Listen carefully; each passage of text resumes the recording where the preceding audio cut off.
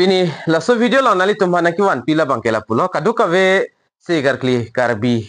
kuru sara tum kido ana pan isse birta ki mesi wan piglo kopi birta ki mema la bangke non angton penalam nali tum laso video long si tek pon long ikpo nali tum laso YouTube channel subscribe krilang pulte nali tum subscribe ikon la pen video nali tum liking si pikon tande non pathek pen la karbi akuru sara tum apan kopi birta ki mesi kiwan pima la so puthak le lang pon lo nang la pen che than pon lo nang tane non pathiek ben che than pon lo nang kurusar matela se kar kli thek atuma fandak kopia berta kimisi kiwan pi ba kapang dak pon ma la so puthak che than pon lo na screen along thek long ji labang so berta kimi kapachini pon labang ke office of the karbi aron barim armu chingrum amai headquarter dipu karbi anglong ahin pensi kapik lang pon iklo la pen kopia berta ki mema la bangke nali tum la so lo matela so video long so nali tum details so son la bangke thek pon long ipon nali tum daglang poningon naming si ning isi la pen oi pithe oi pothe hem arnam hem fornam nali tum da ke tok thek pon long si la pen kapik la bang so lo kapik lang pon la bangke kapachini la bangke mate kaperab la bangke president secretary hin pen lo nali tum la da ke tok pon puthot thek thulong ji la so box along ke topon berta kimi Assam Chief Minister man kedo Dr. Himanta Biswa Sharma Assam Government penchuhet ingdeng hini karbi aran barim ar muchingrum amai p mate 2.0 lapen adet labang ki 18 jangmi 2025 arni si padopon lo la sohot ke damtang 18 jangmi 2025 hotsi lapen adim labang ke tara langso di fukar bienglong radrek amai p along kapang dakpon tekang mate hola sud kaya iman to Biswa Sharma stami pangdak tang kapangdak tekang alam lo na se hola sud ki pupon la bangki kadu kave se karkli mate karbi kurusar atuma fan tangka kereng suri kep segwet mate one time financial assistant ki ponji alam chakdo na se non bangka la soputhak se ladak bangka piklang pon la se ki pi kapas jerji pura lam chak cipi tekang la son si pini sayang deng kedeng jipura ilitum kaching hon man kedo karbi anglong autonomous council ake hai CEM Dr. Tuluram ronghanga hin pen tame karbi aron barim armu chingrum amai pi mate tiri pia songa long birtan nangkapale jasemet pini nalitum apan laso aberta teng pen birta nangkapile ke lapu hello je song along song pen angtan lapen rong along lapen longri angkang longri kaprek mate longri kre ni Assam angkang along Meghalaya Arunachal along pen sitami kurusar atum amen karbi anglong autonomous council direkta karbi anglong autonomous council kalilo karbi aron barem chingrum amai di lalo tiripi along ciklo ejon angbong nang kapali eji apan pura berta nang kapachini iglo jolalo la se kedam tang hot karbi aron barim chingrum amai pi kapado pona hot stame kaya Himanta Biswa Sharma wang iglo la se la sot pang dak pon lo je kadu kave la se arkli thek karbi kurusara tumpan an batai sivet la suri ke batangka ron ponji pola sot pu pon lo la se nona bang ke hola salam chak dak papling ji afan sil bang so aberta bang puthot nalitum afan nakiwan pithuiglo la se man ke dola ke hai Dr. Tuluram ronghanga hin pen puthot la karbi aron barim armu chingrum amai pi along tami berta na pile thulo je kumama si ki jog dunji ba kumama si ke apply dunji ma jo la so afan sil la so berta bang ke kapang dak pon thulo lapen kurusar lo polote la bangke la so scheme bangke apply dun long ikpo kurusar pu office tame dak semen thek nangji la pen serli dunwer abang pu abang pinangji segar clear da lida kapre ka site adu kurusar pustame nilinang than details salam non nang than pachini ponikpo la se Meghalaya pupelo Arunachal pupelo Dima Aso pupelo karbi lo te choklo la pen kurusar lo te choklo jo kelong long le banga phialam lo stamina litum ki jog dun si kemelo lapen ki jog nei koson ma pulotang te nali tum WhatsApp long le lo ta chok dake tokpona teng pulotang te WhatsApp la pen mobile number la aber ki pia teng le thondam mate nanglu ingon pusidak tokpon no number 1 la bangke ake hai sar balishan terang office secretary number lo lapen 2 number long bangke sir Harsing Hanse ata office secretary lo lahinia number lo nalitum contact ikon lapen puthot apply play ba jogje aprang nalitum la detail salam bangke nalitum call penstame arjuponik melo jolalo lapen do thula nili nalitum han puthot dak nampek lang pon thik po ko pps on se dak ke tok pon ma lata lapen kursar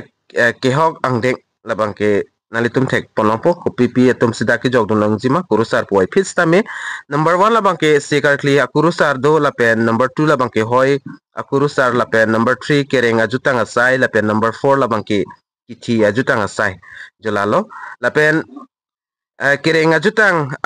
ke klemar aren labang ke dake tok pon ateng lo nalitum thek longji number 1 ong sekar kli akurusar jongjong rat rek lapen number 2 labang ke wo ezon kar kli वो संगतर के लांग लहाई तो मनता दाग जogdun melo labang ke kerenga jutang anat lo lapen hemang tar karkli peng hempu rida se barithe karkli chujun lai ke claim atum stami jogdun longpo lai ke claim thek atum stami lapen number 4 labang ke reg kurusar wo phong rongker lapen longri rongker rongang long karkli jol hai to manta lo lapen reg rongker chongkong rongker lapen rongker ason doan rongpu lapen penaan dak kitok pondo labanan tum langi go lapen kithi ajutang aren lapen hola kithi ajutang aren ki claim atum stame dak doi go nalitum dak thek ponlong iksi number 1 long ucha lapen kakre daho pancha lapen duhodi jang lapen dak do ulang semen lai bang nili dak pupon et elo lapen nalitum laso scheme ke jogdon jiba laso tangka ke longji apa nalitum ko pps son se ke claim nang jima latan nalitum ka chini nang ji kinang sotlo kicheng sinalitum computer akula long dampen labang so form bang ke nalitum print out nang po lapen print out dik det pen afi nalitum da photo bang pabon nang po photo pagni nang ji pusipu nili update ke longa teng pulo tangte lapen bang phu bang payment to be fill up in capital letter mate nalitum ladak amen ka stok dak ka fill up pon an labang ke capital letter mate ada ke the pensidak to fill up nang pon la so form long bangke dapen number 1 long arong amen full address nalitum ladak tok pon nang po lapen number 2 labang ke apo mate apa amen dak to nang po lapen number 3 pinsomar lo soma lata female nalitum dak mention nang po number 3 long ke lapen constituency moza lapen la applicant amen bang ladak si tong nang po la sodim si tong nang ji applicant amen bang ke mate ke apply don vek abang phuba abang payment la bang ke lapen number 4 long bang ke constituency mate moza la men tong nang po nalitum ko so constituency pen ma lapen dakpen PO lapen PS tame la sodim nalitum fill up nang po post office lapen police station la bang ke lapen number 6 longri mate district koso district pen nalitum dak apply din ma dima so west Karbi Anglong east Karbi Anglong Arunachal district lapen doi golang lasun kaprek district pen dola lapen number 7 long dak kurusar sekarkli dak chongwai pon nang po kopia se karkli pon ma nalitum dak thek pon long ji number 7 long kurusar sekarkli jongjong lapen radrek dengjado lapen ucha pancha dodi lapen dujang lapen dak sanglang sangli lodepi lapen baroy lahailo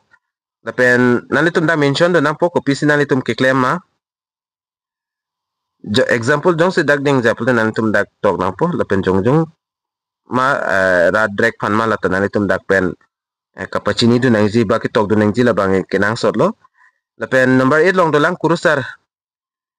char happy lata nalitum dak mention do nang po jong si komane jong si char he kurusar la som char happy pen jong si do pulo tangte nalitum la so de mention do nang po copy char happy stame dak copy asai ma lata nalitum dak pen mention do nang ji ba ki tok do nang ji la bang ke kinang sot lo lapen number 9 on do lang uchepi kan kap palap lahai bang nilil an to pela number 9 on la son lo lata nalitum dak pen copy ma lata nalitum dapen option long po diksi la number 9 long kan palabla lata lama mate langtuk handre ma lata nalitum dapen fill up nang po lapen number 10 along bang kurusar ki claim tang angdeng dia ikha kurusar ki claim tang aningkan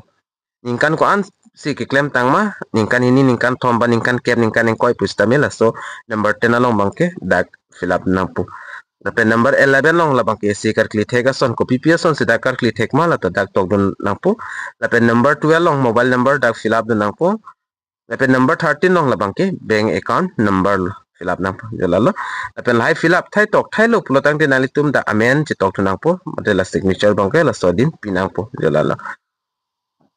la si prabjin pen komani jong si sigar kli thek abang phu ba abang phido pulotang tin alitum jogdun ikni lapen nilista me long vek ji pu bang nilista me da pupon dekte the ninghang polte labang ke try don tame bada ba jogdon tame lo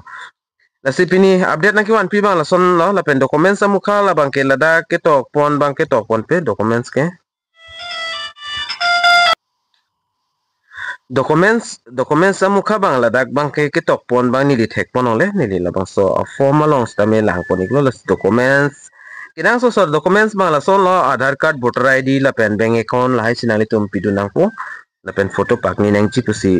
nili karjulo la pen ale tum detail salam la bang ke nili amoda pulo dag number contact number kipi pondo ake hai sar balishan terang la pen ake hai sar harsing hanse alang litum han contact iko detail salam alang litum nang khan pechini ponik po ngasi video nali tum share iko Karbi Anglong rat ba Karbi Anglong pen angtan ke do Karbi tum stame labang so birta bang ke parjulong na la pen pathek long na la pen la son update mate la son update na litum karjulong versi aphan pura labang so YouTube channel na litum subscribe gon nasi domei thak me kadu kave Karbitish 2.0 YouTube channel long kelangara do ana panstami nilen pen kardom